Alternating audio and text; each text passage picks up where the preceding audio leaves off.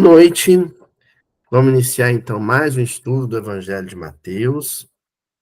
Hoje nós estamos nessa tarefa renovada. Cada vez que a gente inicia uma passagem, é como se a gente estivesse renovando a tarefa, renovando os votos, o compromisso de seguir nesse estudo até a conclusão do livro de Mateus. Nós ainda estamos no capítulo 17, mas agora seguimos por uma sequência de versículos uma experiência que Pedro teve com Jesus, uma experiência forte que ele teve com Jesus, entre os versículos 24 e 27 do capítulo 17 de Mateus, Como é de costume, na abertura da passagem, a gente lê a passagem toda, tá certo? Vamos ler a passagem todinha, compreendê-la bem, e só então a gente inicia os trabalhos de entendimento do versículo, da passagem, aliás, com o primeiro versículo, que vai ser o 24. Vocês já devem estar curiosos, quem nunca leu a passagem, ou não conhece a passagem, que história é essa do Pedro com um peixe numa das mãos e pegando uma moeda com a outra mão, Que história estranha que é essa, Pois bem, essa história é conhecida em muitas traduções, intitulada Jesus paga o tributo, ou Jesus pagando o tributo. E ela começa assim: E chegando eles a Cafarnaum, aproximaram-se de Pedro os que cobravam as didracmas e disseram: Vosso mestre não paga as didracmas? Disse ele: Sim. E entrando em casa, Jesus se lhe antecipou, dizendo: Que te parece, Simão? De quem cobram os reis da terra os tributos ou o censo? Dos seus filhos ou dos alheios? Disse-lhe Pedro: Dos alheios. Disse-lhe Jesus: Logo, estão livres os filhos. Mas para que os não escandalizemos, vai ao mar, lança o anzol, tira o primeiro peixe que subir, e abrindo-lhe a boca encontrarás um estáter. Toma-o e dá-o por mim e por ti. É uma passagem pequenininha, mas, danadinha. Essa passagem não é brinquedo, não. Essa passagem eu já conhecia ela, obviamente, já tinha lido várias vezes a passagem, mas não para comentá-la, Então, eu nunca tinha me visto na situação de aprofundá-la tanto, Que é o que a gente vai ter que fazer agora nas próximas semanas, jogando por baixo aí 3 semanas, ou 4 semanas, ou 5 semanas, a depender do quanto o estudo vai render, Mas o que nós vamos fazer? Primeiramente, nós vamos entender a passagem na sua perspectiva histórica, na sua perspectiva social, Que cidade é essa, Cafarnaum? Que história é essa de dracmas? O que é um estáter? Que imposto é esse? Vamos entender primeiro o contexto e depois a gente parte para a interpretação, para a exegese do versículo. Bom, havia uma tradição, e essa tradição ela remonta aos tempos de Salomão, da organização do reino de Judá, da unificação das 12 tribos em torno de um rei. Remonta, então, a essa época, uma mitzvah. O que é uma mitzvah? Uma mitzvah é uma obrigação do judeu, do indivíduo judeu, para com as tradições do seu povo, as tradições religiosas do seu povo. Mitzvah quer dizer obrigação, mandamento. Mitzvah quer dizer mandamento. Então, uma dessas obrigações, um desses mandamentos, era de que todo judeu com mais de 20 anos, que já tivesse completado 20 anos de idade, ele faria uma contribuição, e nós vamos usar esse termo mesmo, contribuição, porque ele é uma alusão ao tributo, É como se fosse um imposto, mas um imposto junto à autoridade religiosa. Ele fazia uma contribuição de 2 dracmas, claro, né? Isso após o helenismo, né? Após a consolidação do helenismo. Na verdade, a contribuição seria para o ofício religioso, até o helenismo, né? Até a chegada da cultura grega junto à Palestina. Mas com a reconstrução do templo, que se inicia antes do nascimento de Jesus e não vai se concluir, né, porque o templo acaba sendo destruído pelos romanos, com a reconstrução do templo, que não é mais aquele de Salomão, o de Salomão foi destruído pelos assírios, então há necessidade de reconstruir o templo. Estabelece-se, então, esse tributo especificando a moeda e o valor monetário que seria pago, porque esses recursos é que estavam custeando, de certa forma, a construção do templo da época de Jesus, né? O templo herodiano, o templo que o Herodes decidiu construir para fazer média com a população local. Né? Então, a contribuição era de 2 dracmas, daí a palavra didracma, de 2, entenderam? Eram 2 dracmas. Uma dracma era uma moeda de prata, uma moeda grega. Então, a princípio, ela tinha circulação no mundo grego. Mas com o helenismo, obviamente, com a expansão do Alexandre o Grande, da cultura grega, várias regiões, sobretudo o Levante, né, do Oriente Médio, passaram também a ter na dracma uma moeda de câmbio, uma moeda que poderia ser trocada pela moeda que você mais necessitasse, né? Como o dólar, entendeu? O que eu estou querendo dizer é que a dracma havia se tornado uma moeda internacional. Né? O dólar hoje, se você for com uma nota de $100 para qualquer país do mundo, você consegue trocá-la facilmente, não é assim?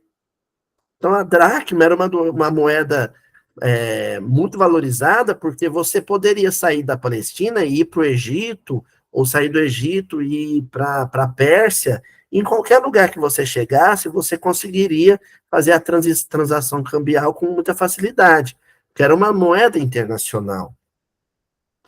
Então, a contribuição de todo judeu com mais de 20 anos era de anualmente entregar para o ofício religioso, para os chefes do sinédrio, né, e da tradição sacerdotal, 2 dracmas, ou uma de dracma. Entenderam? É a sua contribuição, a sua participação. Sabendo disso, nós vamos destacar o sentido do tributo. O que é uma contribuição? O que é pagar o tributo com outras pessoas? O governante, o estadista, o rei, o monarca, o presidente, quem quer que seja, que represente o governo, né? Ele tem a função de manter a máquina do Estado, ou de um organismo qualquer, né?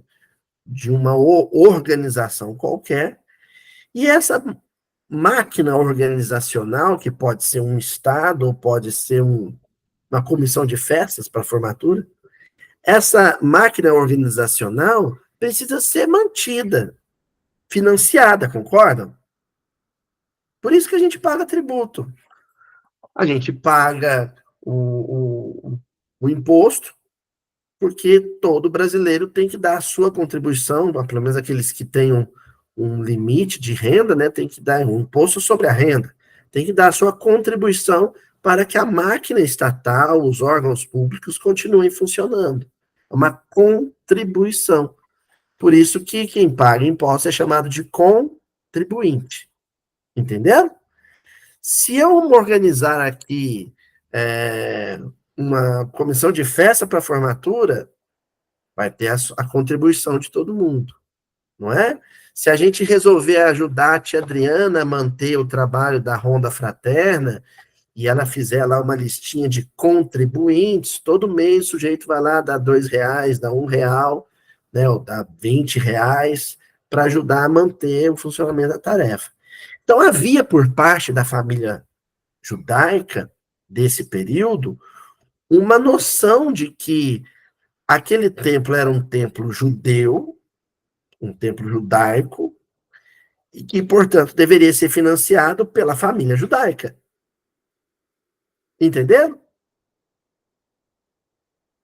Bom, essa então era uma contribuição mínima. É claro que tinha as pessoas que davam lá, doavam um tanto para o ofício religioso no gasofilácio, né? Que é aquele jarro em forma de trombeta que tinha lá, um para cada tribo, né? 12 deles lá no templo. O sujeito ia lá e depositava lá suas moedinhas. De modo que quando jogava moedinha fazia barulho, viu? Chamava atenção, né? Fazia um barulhinho quando a moedinha caía no vaso. Então, isso era um extra. Agora tinha um mínimo. O mínimo era a doação de uma de dracma ou de 2 dracmas uma vez por ano. Isso é o mínimo. Era um mínimo. Todo judeu, por mais pobre, olha, um judeu que vivesse de esmolas, ele juntava suas esmolas, 2 dracmas no ano ele ia entregar para o templo, porque ele era um judeu com mais de 20 anos. Entenderam? Quando eles chegam em Cafarnaum, Pedro, Jesus, os demais discípulos, ou seja, eles estão voltando para Cafarnaum depois de uma excursão, né? Quando eles retornam para Cafarnaum, a fama os tinha precedido. A fama deles, a popularidade que Jesus tinha adquirido na Palestina, chegou em Cafarnaum antes deles. E é lógico, a popularidade vai agradar alguns e vai desagradar outros. O chamado clero de Jerusalém, né, os doutores da lei, os saduceus e os fariseus, ambos, também os sacerdotes, eles estavam incomodados com a popularidade de Jesus, com a influência que Jesus tinha sobre a massa, sobre a população. Então eles ficavam procurando, digamos assim, sabe, chifre em cabeça de cavalo, ficavam procurando alguma brecha, alguma coisa absurda que não iam encontrar na personalidade ou na conduta de Jesus que o pudesse desabonar, que lhes permitisse difamar a imagem de Jesus, desconstruir a imagem positiva que Jesus estava tendo junto ao povo. Então eles sempre ficavam fazendo essas arguições, esses questionamentos, para ver se achava alguma falha em Jesus. Por isso é que eles abordam Pedro e fazem essa pergunta. O vosso mestre não paga as de dracmas? É um questionamento. Se ele é um homem tão pobre, se ele distribui tudo que tem, se ele não tem apego material, como é que ele paga o tributo? Como é que ele paga o imposto? É o questionamento que faz a Pedro. E Pedro prontamente, né, cuida de proteger o mestre. Ele nem tinha certeza, porque não havia necessidade de você declarar, tornar público esse compromisso, né? Então ele prontamente se adianta dizendo, sim, ele paga sim. Ele primeiro salva a pele de Jesus. Ao que parece, ele segue para casa preocupado. Pedro, ao longo das várias narrativas, não só em Mateus, mas nos outros evangelhos, ele demonstra que esses 3 anos foram muito tensos para ele. Ele tinha um medo absurdo de que Jesus fosse preso e condenado. Ele já tinha essa certeza de que isso ia acontecer em algum momento. Então, cada situação que representasse risco para a segurança de Jesus causava uma tensão enorme em Pedro, né? Ele entra dentro de casa e Jesus não espera ele se pronunciar, não espera ele dizer o que tinha acontecido. Jesus se adianta, ele se antecipa.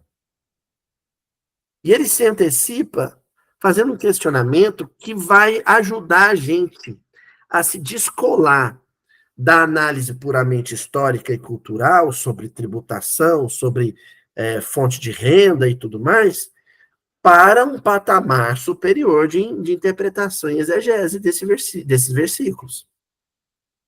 Qual que é o questionamento que ele faz para Pedro? Ele vai dizer o seguinte, trocando em miúdos, né? Pedro, quando você é chefe de uma nação, de um estado, ou quando você é chefe de uma organização qualquer, como, por exemplo, os membros do Sinédrio chefiam aquela organização religiosa, aquele tribunal religioso em Jerusalém, você cobra dos outros, mas não dos seus. Entendeu? O César vai cobrar de todo mundo. O César, imperador de Roma, vai cobrar tributo de todo mundo, mas não do filho dele. Porque subentende-se que o do filho dele já está pago. Ele vai herdar a herança divina, né, a herança real, aliás, a herança monárquica, então não faz sentido ele dar dinheiro para ele mesmo, entendeu?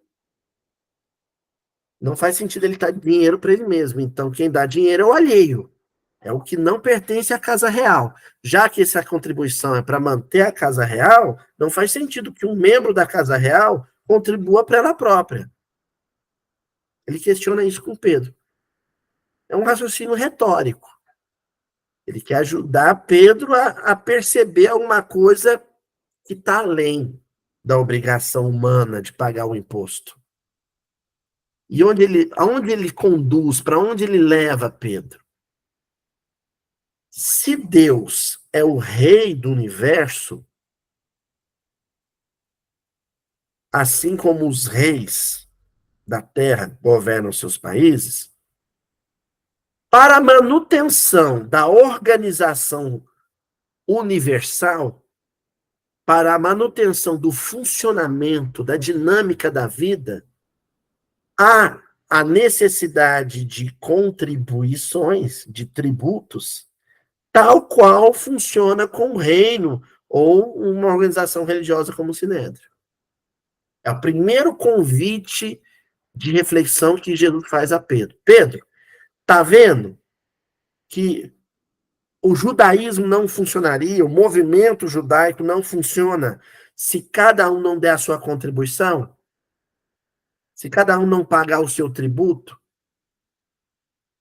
Para Roma construir pontes, muralhas, aquedutos, estradas, manter a ordem pública, Roma cobrava impostos também, absurdamente, mas cobrava.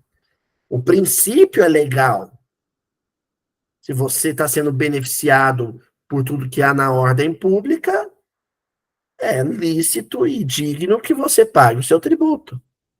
E Jesus está dizendo, se Deus é um rei só que em âmbito universal, se Deus é o rei da vida, quem participa da vida, quem interage com a dinâmica da vida, tem que pagar o seu tributo.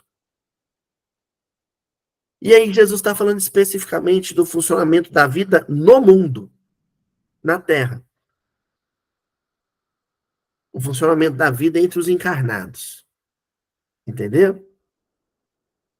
Onde ele deságua com esse raciocínio? Pedro, você tem que pagar um tributo espiritual, um tributo moral para o funcionamento da vida. Porque você é um espírito que tem ainda dívida com o planeta Terra, com a vida na Terra. Mas eu, que sou filho do rei, o primogênito do rei, o unigênito do rei, é o único Cristo, é um só. Eu não tenho dívida com a terra. Eu não precisaria pagar tributo nenhum para a terra. No entanto, pago. Entenderam? Dona Cíntia, a senhora precisa estar encarnada e dar a sua contribuição para a melhoria da terra? Precisa. Bernadette, você precisa estar encarnado e dar a sua contribuição, pagar o seu tributo espiritual para que a Terra melhore ou continue melhorando? Sim. A Bernadette precisa, a Cíntia precisa, o Aloysio precisa, a Ana Cristina precisa, mas Jesus não. E, no entanto, Apesar disso, apesar de ser o filho do rei, aquele que não tem esse compromisso, no entanto, ele encarnou, permaneceu 33 anos encarnado e deu a sua contribuição, pagou o tributo, como todo mundo. Entendeu? Só que tem um detalhe. Quando ele assume esse compromisso que ele não precisava assumir, quando ele vem ao mundo e paga um tributo que ele não precisava pagar, ele não só faz isso, ele também ajuda os outros a pagarem o tributo que os outros não estavam dando conta de pagar. Fica subentendido na passagem que a tensão maior é porque Pedro estava tendo dificuldade de pagar o tributo dele, entenderam? Pedro estava tendo dificuldade de pagar as 2 dracmas. Então Jesus fala assim: olha, vai lá, pesca um peixe, que dentro do peixe vai ter um estáter. É uma outra moeda. Essa moeda valia 4 dracmas, entendeu? Um estáter vale 4 dracmas. 2 para Jesus, pagar o imposto dele, e 2 para Pedro pagar o dele.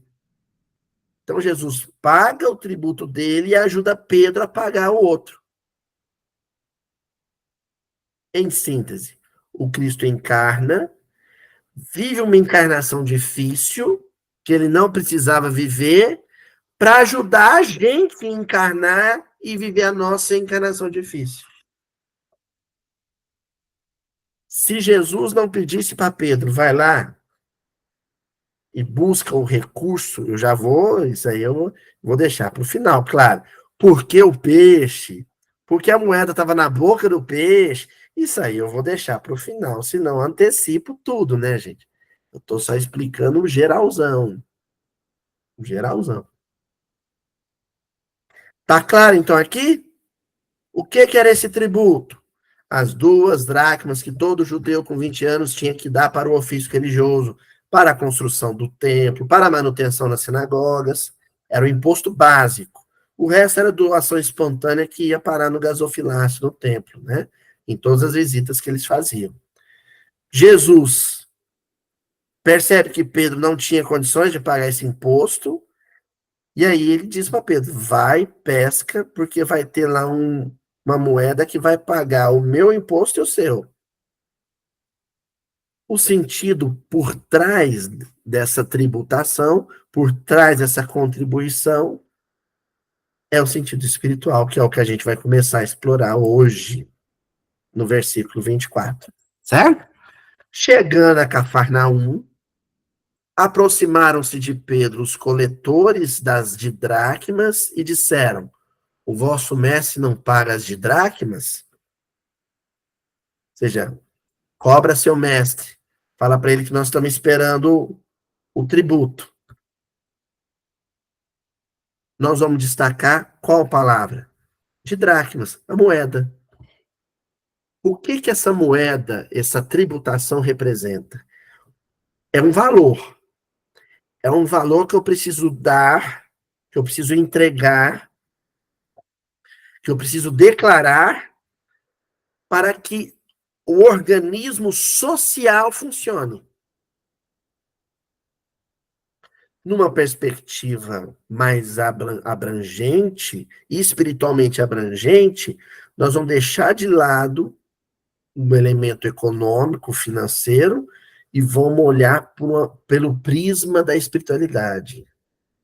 Todos nós, encarnados, precisamos deixar o mundo tendo dado uma contribuição mínima para a vida.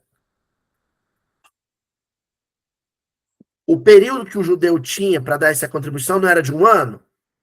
Do início do ano ao final do ano. Não importava quando. Em algum momento do ano ele tinha que ir lá e deixar as 2 dracmas dele. Não é? O nosso período é do berço ao túmulo, do nascimento à sepultura. Nós temos esse prazo para deixar uma contribuição mínima. para o bem e a grandiosidade da vida. Tudo na vida. A natureza, o planeta, a família, a profissão, a sociedade, para tudo. Eu tenho que deixar um legado mínimo de boas obras, de boas realizações, de ações nobres, que marquem o meu nome na história, na memória das pessoas, de uma forma positiva, benéfica. Entender o que as didracmas vão representar no nosso estudo? A minha contribuição mínima para que a vida melhore, para que a existência no planeta se aprimore. É a contribuição mínima. Certo? Vamos começar refletindo, então, em cima de um texto do André Luiz, que está no livro Sinais de Rumo, capítulo 27, Boas Obras, de Dracmas. E olha, gente, eu tô antecipando hoje um outro estudo que é análogo a esse, é gêmeo desse, que é a passagem de quando entregam a moeda para Jesus, né, que tinha esfinge de César, e fala, mestre, tem que pagar o tributo, sim ou não? E ele fala, ó, dá a César o que é de César e a Deus o que é de Deus. A moeda física, a contribuição monetária, entrega para César, para ele usar essa moeda para fazer a máquina pública funcionar, o Estado funcionar e gerar bem-estar social. Bom, pelo menos é isso a teoria, né, gente? Agora, para Deus, você vai dar uma outra contribuição, um outro tributo, um outro valor, uma outra moeda, que são as boas obras. Essa você entrega para Deus, para que com as suas boas obras, Deus opere o milagre da vida, da evolução, do aprimoramento da existência humana no planeta Terra. São reis diferentes, portanto, tributos diferentes. Tem que contribuir com um, tem que contribuir com o outro. Tá certo até aqui, gente? Tá claro isso? Bom, olha o que o André Luiz vai comentar. Ele diz assim: o seu concurso amoedado, de qualquer dimensão, é uma bênção de sua generosidade. Então vamos pensar no concurso amoedado. Existe o tributo que eu vou entregar para o Estado construir escola pública e hospital público, certo? Essa é a moeda que eu dou para o Estado gerar benefício físico para as pessoas, material para as pessoas. Mas existe uma moeda que eu vou transformar em ação de benevolência, ação de beneficência, aliás, para matar a fome de alguém. A gente pensa que essa moeda, que esses trocadinhos que a gente dá para matar a fome de alguém, comprar um cobertor, de que ele é uma face da moeda que eu dei para o Estado manter o hospital público funcionando, ou o albergue público funcionando. Tanto que tem gente que mistura tantas duas coisas, que fala assim, eu já pago imposto mesmo, para que eu vou dar esmola? Não é assim? Por que eu vou dar moedinha no sinaleiro? Por que eu vou comprar um cobertor e entregar para o morador de rua? Por que eu vou dar o prato de sopa para o morador da periferia se eu já pago imposto? Esse não consegue perceber que são processos diferentes. Quando você dá o dinheiro para o Estado abre um albergue que vai dar refeição e banho para o morador de rua, isso é impessoal. A sua ajuda não tem rosto, não tem nome. A pessoa ajudada não sente que foi alguém que o ajudou, sente que foi uma coisa chamada Estado, poder público, que o ajudou. Mas quando você dá o auxílio direto, quando você estende a mão para o miserável, e dá um recursozinho que você tinha na carteira, você entrega para ele comprar um pedaço de pão, 1 litro de leite, um pacote de arroz, ele vai ter um rosto para mirar. Ele vai ter um olhar para cruzar com o dele. E aí, a contribuição que você deu é a de semear no coração do outro a fé e a esperança no ser humano, na humanidade. Algo que possivelmente esse outro faminto, miserável, tinha perdido. Pronto, foi a minha contribuição. Então, gente, dar recurso tributário para o Estado construir o albergue, o hospital, a escola, o asilo, não é a mesma coisa que dar caridade material para um faminto, um doente. Não é a mesma coisa. Num é assistência social, no outro é assistência fraterna. Num, o benefício é puramente físico, matar a fome do corpo. No outro, o benefício é de natureza espiritual. É acender no outro a fé e a esperança de que o amor entre as criaturas é algo possível. É um tributo. É uma forma, isso é uma didracma. Quando eu faço isso, eu estou deixando uma contribuição mínima para a evolução do planeta. O imposto de renda é a minha contribuição mínima para o funcionamento do Estado. Mas o gesto caridoso, a moeda de socorro ao sofrimento do outro, é a minha contribuição mínima para o engrandecimento espiritual da humanidade. Mas tem mais outras formas de moeda. Ó, você talvez desfrute o ensejo de falar, encorajando os companheiros que trabalham ou fornecendo indicações que lhes amenizem a boa luta. Uma conversa fraterna. Aí o seu Murilo tá triste, tá chateado. Aí ele chega um dia e fala assim: Ô Luiz, vamos conversar um pouquinho, meu filho? Eu tô querendo dar uma desabafada. Ou vamos, seu Murilo, vamos conversar sim. Aí eu, seu Murilo, a gente vai tomar um sorvete, né?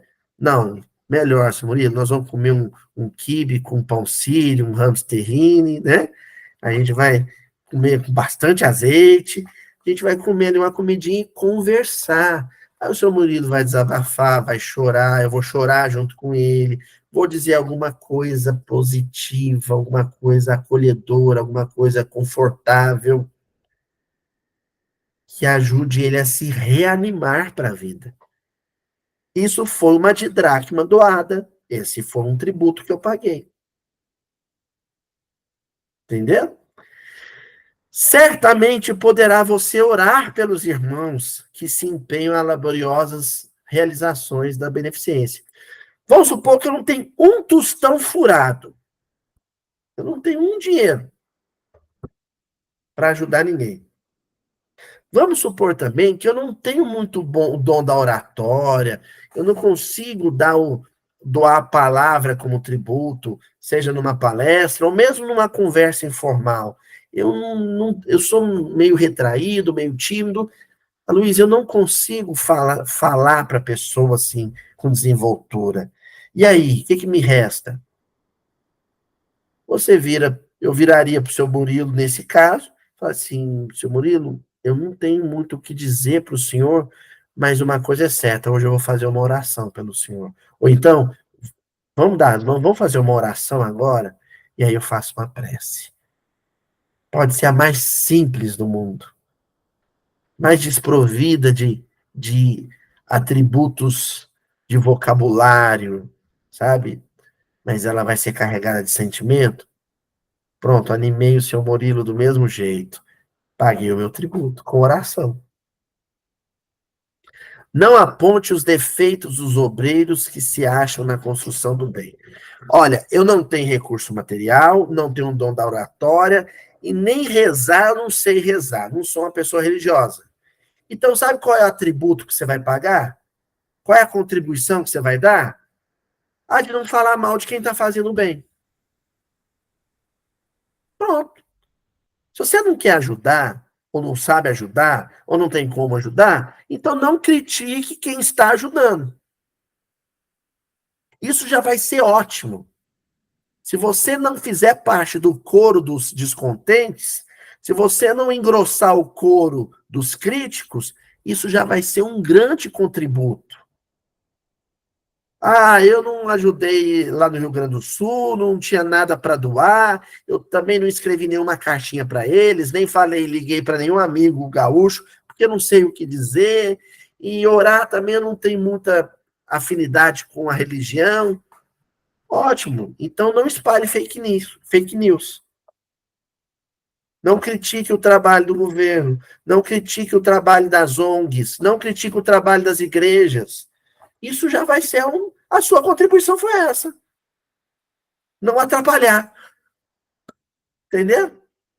Agora, tem gente que atravessa a vida do berço ao túmulo, não é capaz de doar um centavo para quem tem fome. Não é capaz de dizer uma palavra positiva para quem está desesperado. Nunca fez uma oração para um sofredor. E ainda vive criticando tudo e todos. Esse sujeito, quando chegar no plano espiritual, primeira coisa que a receita governamental do mundo espiritual vai fazer é perguntar qual a sua declaração de contribuinte.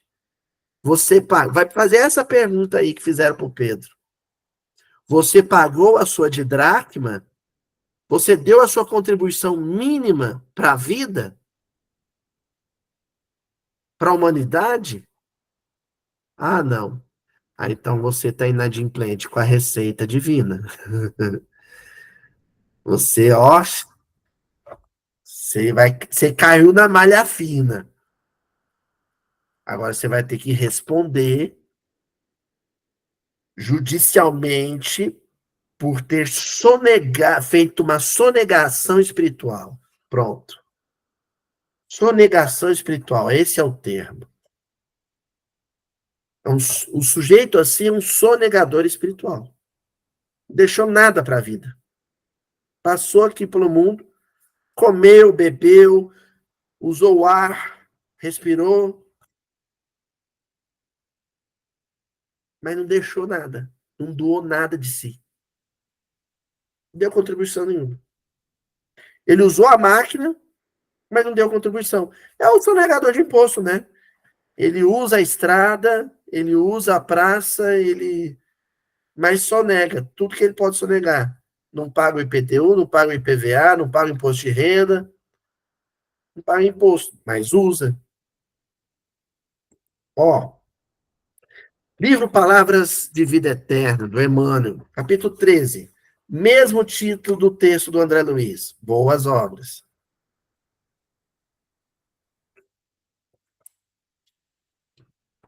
Somente o coração tem o poder de tocar o coração, e somente aperfeiçoando os nossos sentimentos conseguiremos nutrir a chama espiritual em nós.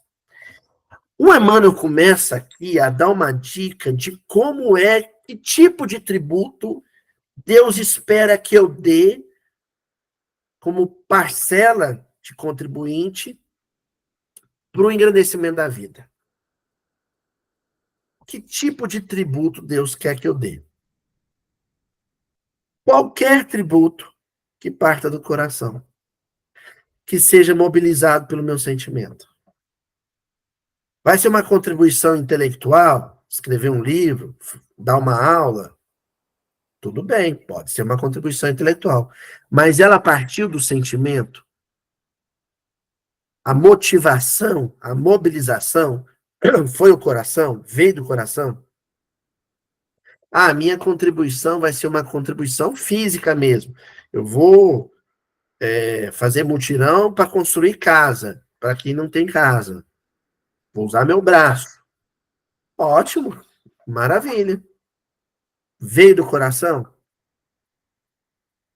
Porque a alternativa a isso que o Emmanuel está dizendo é quando aquilo que eu faço, a minha boa obra, é motivada por algum tipo de interesse. Quando ela almeja uma barganha, um escambo. Olha, eu estou dando essa aula, estou escrevendo esse livro, eu estou construindo essas casas, eu parei para te escutar, mas tem um interesse por detrás disso. Então não veio do coração. Quando por detrás da boa obra, da boa ação, quando por detrás da didracma paga, existe um interesse, a origem do gesto não foi o sentimento. Então não é autêntico, não é sincero. Aí sabe o que a providência divina faz? Desconsidera. Desconsidera. Ah, mas espera aí, Aloysio. E aquelas empresas que fazem projetos sociais, mas visando somente como é que chama? A isenção tributária, né? A compensação tributária. Ela não fez o bem? Aquele empresário não fez o bem, mas fez com interesse. Mas isso não é contabilizado como bem para o outro, sim, mas como benefício para si mesmo, não. Entendeu? Vai gerar um bem. Mas se tinha alguma intenção, as vantagens que você auriu no mundo em função desse bom ato já são por si só o seu pagamento. Não foi isso que Jesus ensinou? O que o Cristo falou? Olha, quando você fizer alguma coisa para o mundo, querendo receber algo do mundo, considere-se pago. Está pago. Ah, você fez aquilo para ter isenção de imposto. Ótimo. A sua saúde fiscal já foi o seu pagamento. Que é diferente quando você age movido pelo coração. Aí é outra história. Olha, irmã, eu continuo dizendo assim, ó. Com amor, estimularemos amor. Com humildade, geraremos a humildade. Com a paz em nós, ajudaremos a contribuir com a paz dos outros. Com a nossa paciência, edificaremos a paciência alheia. Então, quando é movido pelo coração, pelo sentimento, o bem espiritual que eu gerar, aliás, o bem espiritual que foi o móvel da minha ação, vai gerar uma espécie de reflexo no espelho, no coração do outro. Alguém testou a minha paciência e eu fui paciente com esse alguém. Em algum momento, lá na frente, quando esse alguém se animar a ser paciente, qual que vai ser a fonte de inspiração dele? Quem o influenciou a tal? Eu. Em algum momento, alguém quis pisar em mim, me humilhar, e eu fui humilde. Esse exemplo, esse testemunho de humildade, está semeado no psiquismo inconsciente desse sujeito. Lá na frente, nessa ou em outra encarnação, quando ele se animar a ter um gesto de humildade, qual é o referencial, o paradigma dele de humildade? Aquele gesto humilde que ele encontrou em mim. Então, nesse caso, qual que é a minha contribuição? Qual que é o tributo que eu estou pagando? A minha vida em si.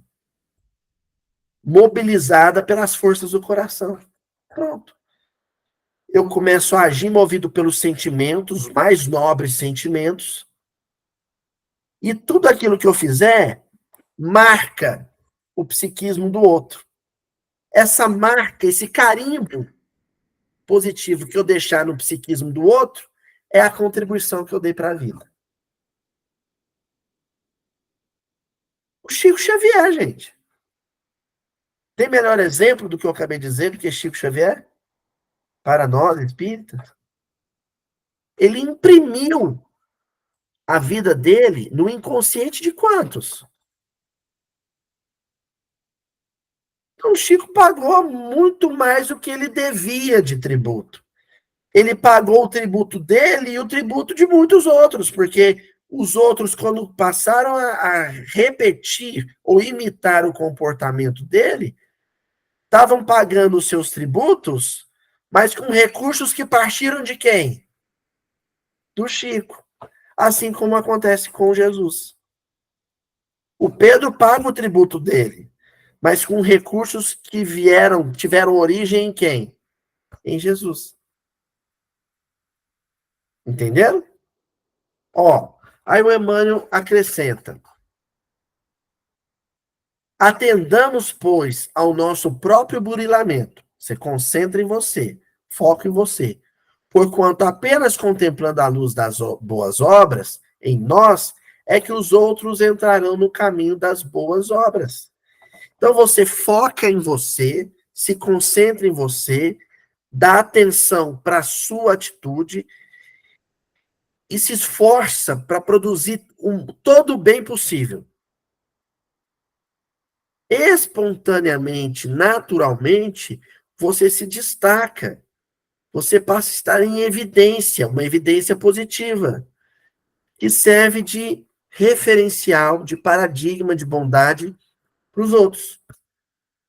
Enquanto você dá a sua contribuição, você auxilia os outros a terem recursos para darem a contribuição deles.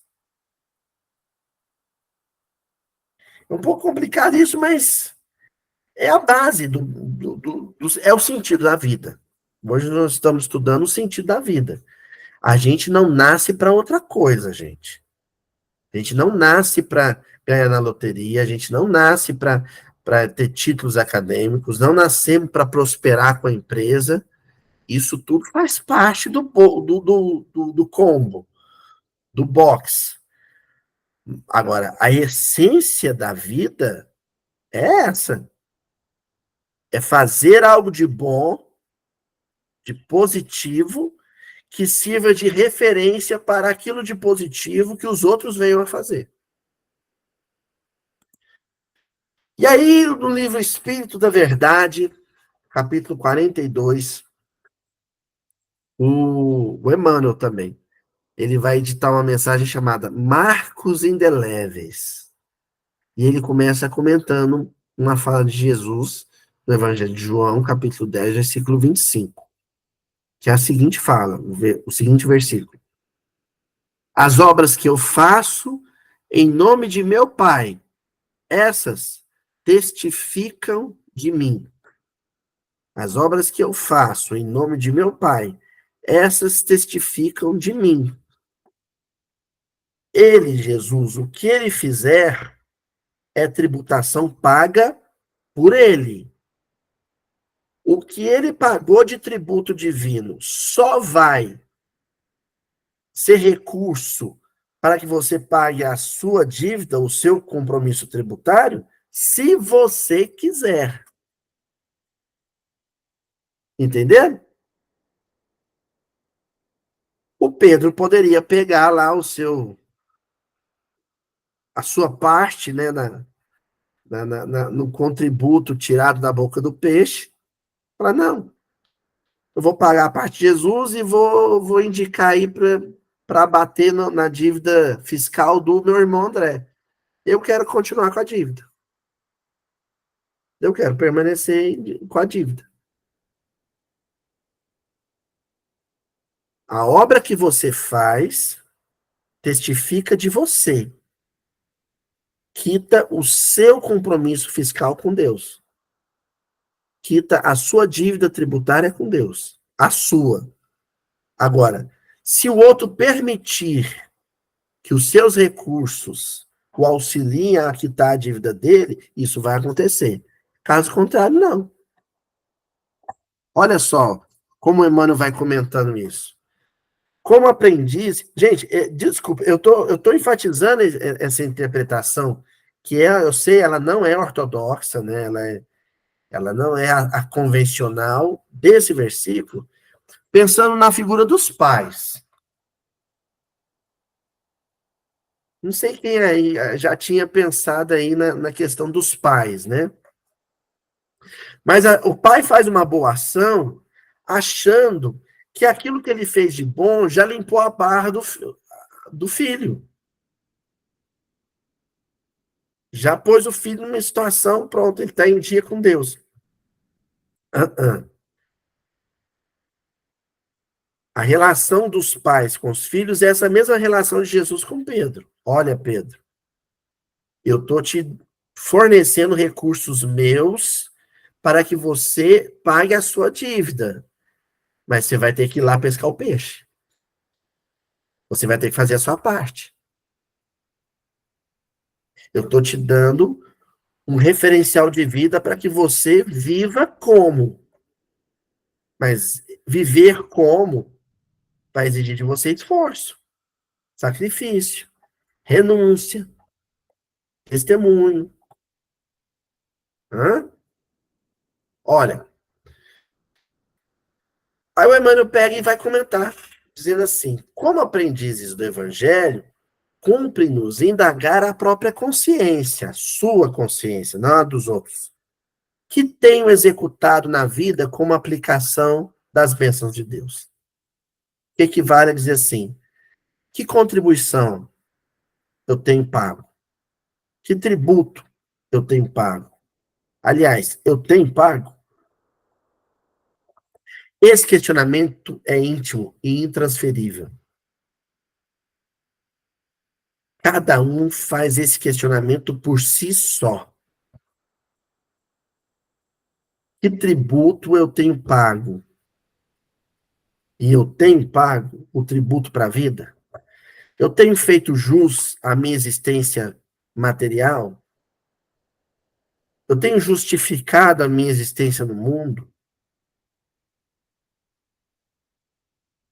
E o Emmanuel fecha dizendo assim: não nos esqueçamos, segundo a lição do Senhor, que somente as boas obras que fizermos, em nome do Pai, é que serão marcos indeléveis de nosso caminho, a testificarem de nós. Então, somente o bem que eu fizer vai ser registrado na contabilidade divina com uma contribuição espiritual genuína. E nada além disso. Gente, Jesus, ele veio, pagou o tributo dele sem precisar pagar, ele era filho do rei, era o governador espiritual do orbe, e deixou recursos para todo mundo pagar os seus tributos. Todo mundo paga, efetivamente? Não paga, né? Seria a mesma coisa de eu chegar para Ana Cristina e falar assim: Ana Cristina, eu paguei o meu IPVA do meu carro e tô te dando aqui, ó, recurso para você pagar o IPVA do seu carro. Isso é garantia de que o IPVA da Ana Cristina vai rodar por aí quitado o ano inteiro? Não. Ela pode, de repente, pegar os recursos que eu entreguei para ela e torrar de outra maneira, gastar de outra maneira. É o sujeito que reencarna, tem uma vida física, um corpo físico, o primeiro presente que ele ganha, tem contato com a vida de Jesus, a família apresenta para ele o evangelho, as parábolas, a existência de Jesus, ou seja, Jesus entregou recursos para ele, ó, agora o resto é com você. Dá a sua contribuição. E ele vai e desperdiça a vida, queima a vida, queima o período de existência material dele aqui com outros entretenimentos, com outras diversões, com outros interesses, com outros caprichos, que não são aqueles que Deus pensou para ele. Tá certo? E aí, para a gente já caminhar para o desfecho, no livro Luz no Caminho, Emmanuel dita uma mensagem chamada Obra Pessoal, capítulo 16. E ele vai comentar uma carta de Paulo, primeira carta de Paulo aos Coríntios, capítulo 3, versículo 13. A obra de cada um se manifestará.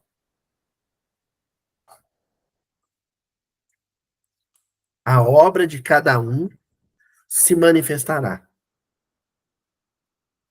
Eu vou aproveitar que a Adriana não está acompanhando a reunião hoje, nossa, né?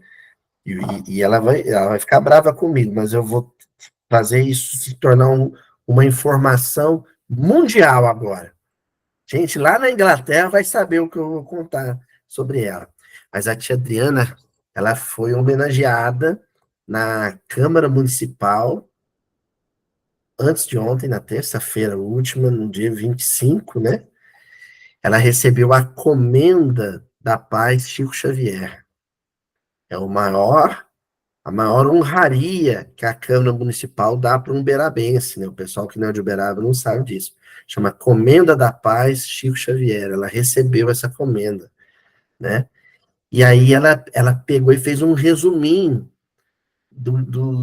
das palavrinhas que ela ia dizer lá, nem sei se acabou dizendo, né?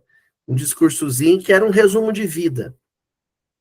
E ela me passou, curtinho, para eu dar uma olhada, né? Dar algum palpite e tal. E quando eu terminei de ler, eu chorava assim, e chorava, e eu só consegui dizer para ela: cara, que vida linda! Que vida linda!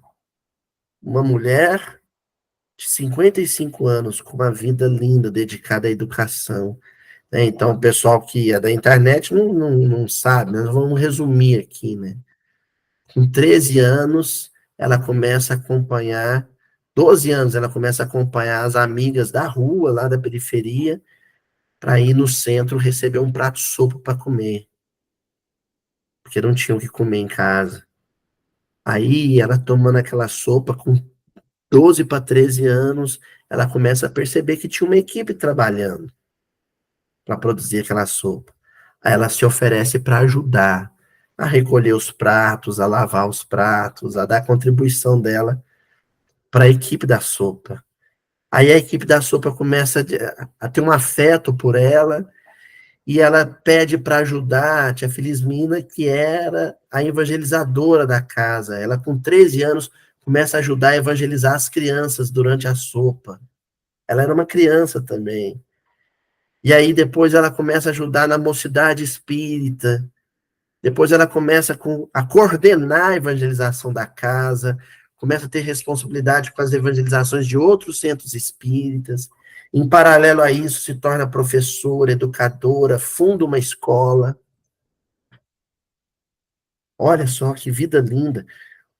Uma mulher com um pouco mais de 55, eu não posso revelar a idade, um pouquinho mais de 55 anos, né? Que já tem uma vida tão rica. Ou seja, ela já pagou o tributo dela para a vida e muito mais. E muito mais. É isso que o Paulo está dizendo.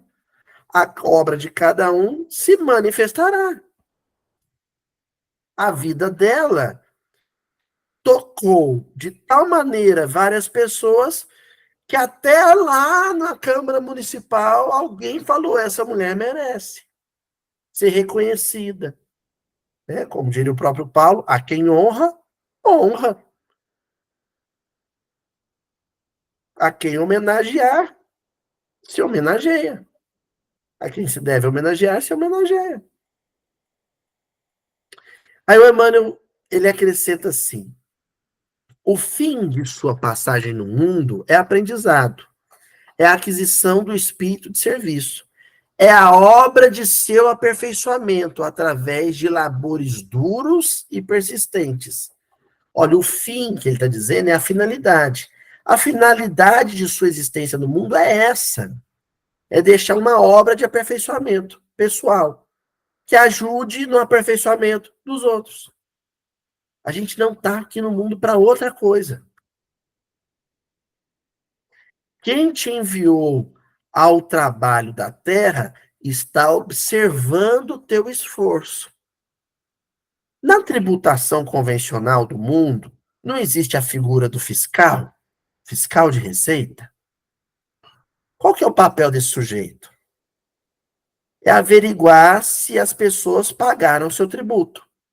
É verificar, fiscalizar se as pessoas deram a sua contribuição. Não é assim? Todo o nosso trabalho na terra, todas as nossas obras na terra estão sendo observadas por técnicos do mundo espiritual, responsáveis por dar-nos um feedback quando a gente desencarna. É um feedback. Desencarnei, o avalista reencarnatório, aquele espírito que me ajudou a reencarnar, que planejou minha reencarnação, eu vou chegar para ele e falar, e aí, o que você achou? E ele fala assim, meu filho, você não pagou seus tributos não, viu? Você desencarnou inadimplente com a receita divina. Você não pagou seus... Ou então, dá um feliz feedback.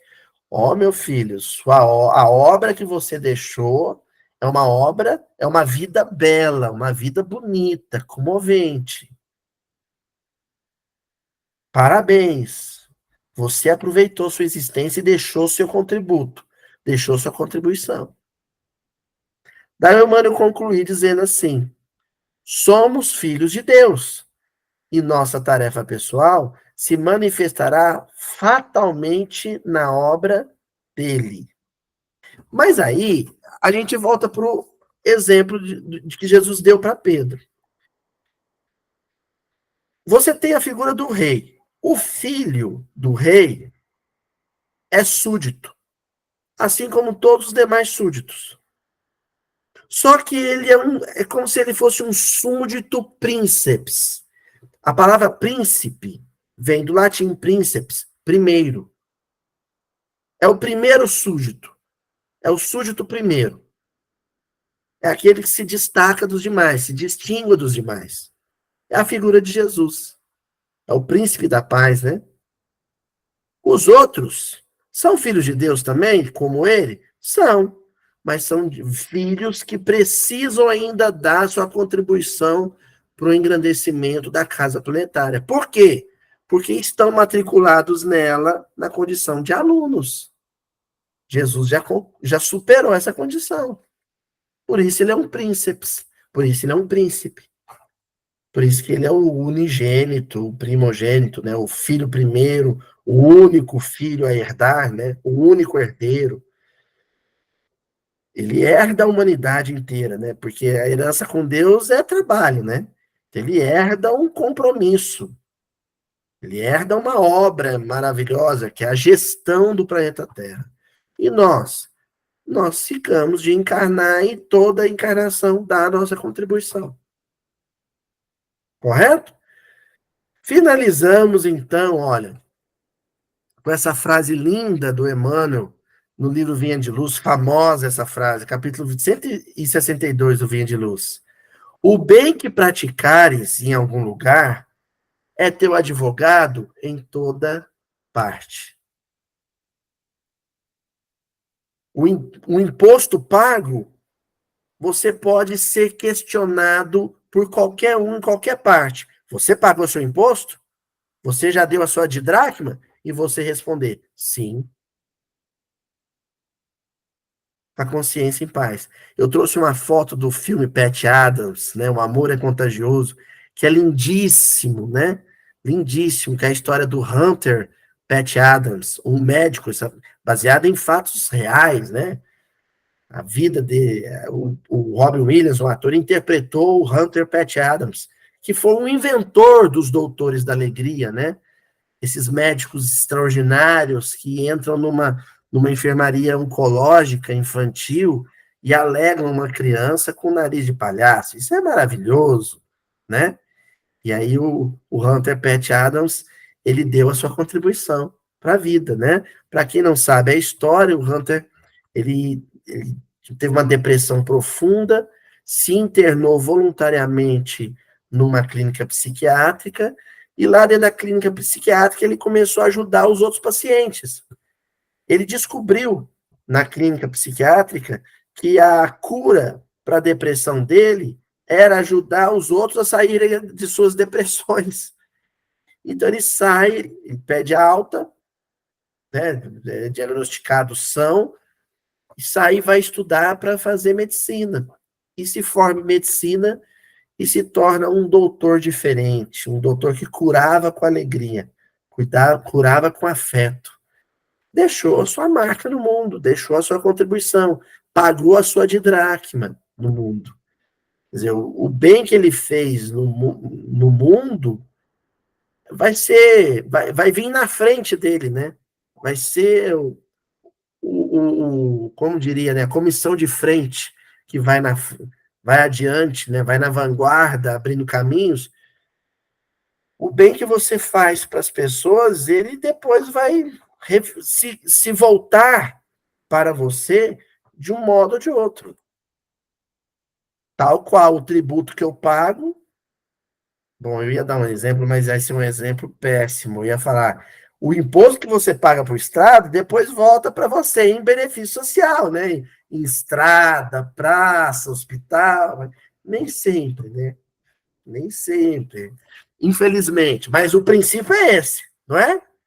O imposto que você paga volta para você em forma de sociedade melhor, de cidade mais bem urbanizada, né? Com mais infraestrutura. O tributo divino é a mesma coisa. A contribuição espiritual que você dá para a vida volta para você em forma de planeta renovado, de planeta aprimorado. Tá certo, gente? Correto? Então, seguiremos agora nessa passagem e vamos avançar nela devagar, porque ela tem ainda alguns outros desafios que nós veremos na semana que vem. Abraço para todo mundo. Beijão.